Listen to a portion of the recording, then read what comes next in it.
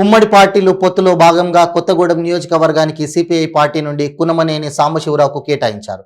తనకు కొత్తగూడెం నియోజకవర్గ ప్రజలతో దశాబ్దాలుగా అనుబంధం ఉందని, కొత్తగూడెం నియోజకవర్గంలో ఈయన తెలియని వారంటూ ఉండరని, పదవి ఉన్నా లేకున్నా ప్రజల్లోనే ఉంటారని తెలిపారు.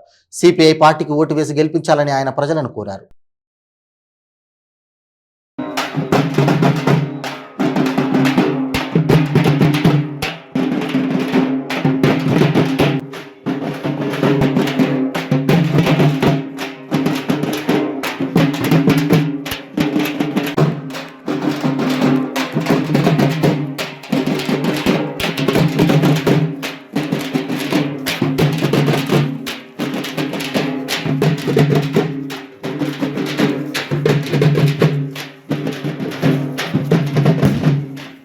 డైనమిక్ లీడర్గా పేరుగాంచిన ఇక్కడ ఉన్న సిపిఐ లీడర్ నుండి కొనసాగుతున్న కునేని సాంబశివరావు ఉన్నారు. తను ఉచ్చలంచెలుగా ఎదుగుతూ సిపిఐ పార్టీ నుండి గత కొన్ని దశాబ్దాలుగా కొనసాగుతూ వచ్చిన వ్యక్తి. తను ఇక్కడున్న నియోజకవర్గంలో ప్రజలకు ఎంతోమందికి ఆదర్శంగా నిలిచిన తను ఇప్పుడు రేపు జరగబోయే ఎన్నికల్లో తను ఇదే కొత్తగూడెం నియోజకవర్గం నుండి పోటీ చేయటకు సిద్ధంగా ఉన్నారు. ఇప్పుడు ప్రస్తుతానికి ఇక్కడ ఉన్న కొత్తగూడెం నియోజకవర్గం ఉన్న రాజకీయ పరిణామాల పరిస్థితి ఏ విధంగా ఉన్నది, ఈ రాబోయే రోజుల్లో ఇప్పుడు మిగతా అభ్యర్థుల పరిస్థితులు ఏ విధంగా ఉన్నాయి తనని అడిగి తెలుసుకుందాం. ఇప్పుడు ఉన్న పరిస్థితుల్లో రేపు జరగబోయే ఎన్నికల్లో మీరు పోటీలో ఉన్నారు, సిపిఐ పార్టీ మీద మీరు ఉన్నారు. ఇప్పుడున్న పరిస్థితుల ప్రభావం ఏ విధంగా ఉంది? ఇప్పుడు కాంగ్రెస్ పార్టీ పొత్తుతో సిపిఐగా పోటీ చేస్తున్నారు. తెలంగాణ రాష్ట్రంలో కాంగ్రెస్ పార్టీ కావాలని ప్రజలు కోరుకుంటున్నారు. అందులో భాగంగా ఇక్కడ కొత్తగూడెం నుంచి పొత్తులో భాగంగా సిపిఐ నుంచి పోటీ చేస్తున్నాం కాబట్టి సిపిఐ గెలవాలని కాంగ్రెస్ శ్రేణులు బాగా శ్రమిస్తూ ఉన్నాయి. ఎందువల్లంటే ఇక్కడ గెలిచేటువంటి సీటు ఇదంతా కూడా తెలంగాణ గవర్నమెంట్ ఫామ్ చేయటంలో ఇది కీలకం. అందువలన ఈ సీట్ కొత్తగూడెంలో కాంగ్రెస్ సహకారంతో, అదేవిధంగా తెలుగుదేశం సిపిఎం పార్టీలు కూడా సహకరిస్తున్నాయి, ఎంఎల్ పార్టీ కూడా సహకరిస్తుంది, తెలంగాణ జనసమితి కూడా సహకరిస్తుంది. ఇవన్నీ పార్టీల సహకారంతో సిపిఐగా గెలవటం స్పష్టం. గెలిచిన తర్వాత రాష్ట్రంలో కూడా కాంగ్రెస్ ప్రభుత్వం రావటం అది కూడా స్పష్టమని తెలియజేస్తారు. సరే, తెలంగాణ రాష్ట్రం ఏర్పడిన తర్వాత భద్రాద్రి కొత్తగూడెం జిల్లాగా ఏర్పడిన తర్వాత కొత్తగూడెం నియోజకవర్గము ఎంతవరకు అభివృద్ధి చెందకపోవడానికి గల కారణం? అభివృద్ధికి సంబంధించి సరే ఎమ్మెల్యేలు సమర్థత ఉంటే అభివృద్ధి చెందుతుంది. ఎమ్మెల్యేలు కేవలం డబ్బు సంపాదనే మార్గంగా పెట్టుకుంటే అభివృద్ధి కంటే వాళ్ళు అభివృద్ధి చెందటం ఎక్కువ జరిగింది. వాళ్ళ కుటుంబాల కోసమే జనం కుటుంబాలు ఇవన్నీ చూడాలి. కానీ ఇప్పుడు మా ఎమ్మెల్యే తన సొంతం, తన కుటుంబం, తన సంపద దాని మీద పెట్టాడు. అందువలన అభివృద్ధి అనేది కుంటిపడిపోయింది మాట వాస్తవం. ఇంకొక ఆయన వస్తున్నాడు, నేనే అభివృద్ధి చేశానని. అంతకంటే దగులుబాజీ మాటలు లేవు. ఆయన చేసిన అభివృద్ధి ఏంటి? ఇప్పుడు ఇండిపెండెంట్ పేరుతో ఒక ఆయన వస్తున్నాడు. ఇప్పుడు మనం నిలబడి ఉన్న ఊరు లక్ష్మీపురం.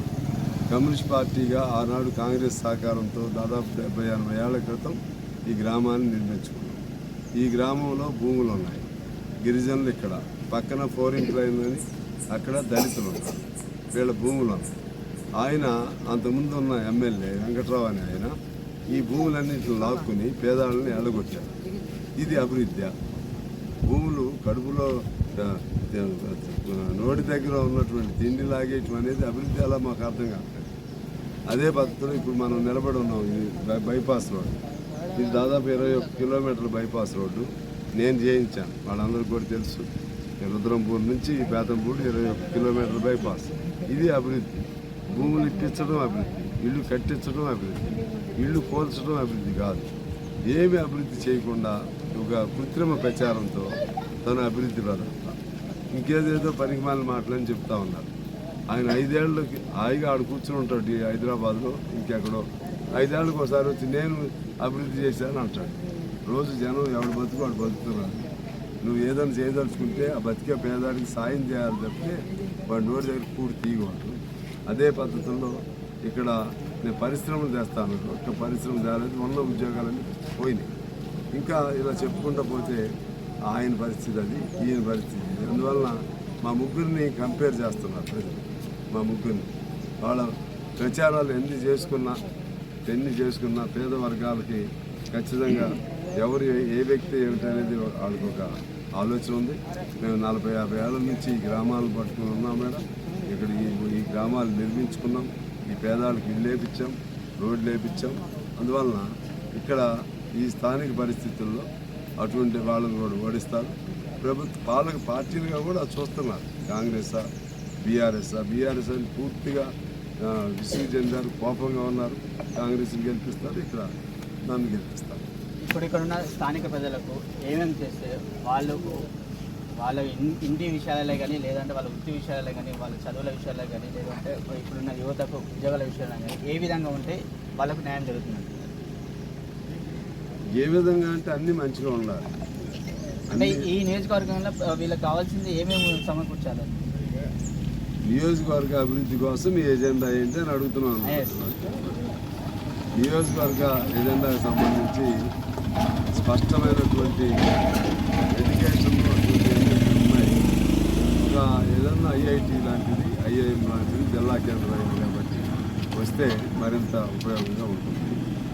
అలాగే చదువుకు సంబంధించి అదే పద్ధతుల్లో కొత్తగూడెం పట్టణంలో ప్రధానంగా భూమి సమస్య బాగా ఉంటుంది. పోడు భూమి సమస్య ఉంటుంది. రైతు బంధు లాంటివి లేకపోతే ఇతర పథకాలు ఉంటాయి. అది దాని మీద శ్రద్ధ పెడతాం. అదే ఇళ్ళు ఉన్నాయి, ఇళ్ళు కూడా కట్టుకునే పరిస్థితి లేవు. ఇప్పుడు ఆ ఘనత వహించిన 2 ఎమ్మెల్యేలు పాత రోజులు ఇల్లు కట్టించుకోవడానికి అవకాశం ఉండేది. ఇప్పుడు ఇల్లు కట్టుకోకుండా ఇంటి నెంబర్లు ఇవ్వకుండా చేశారు. అది మేము చేస్తామనేది ఆలోచన మాకు ఉంది.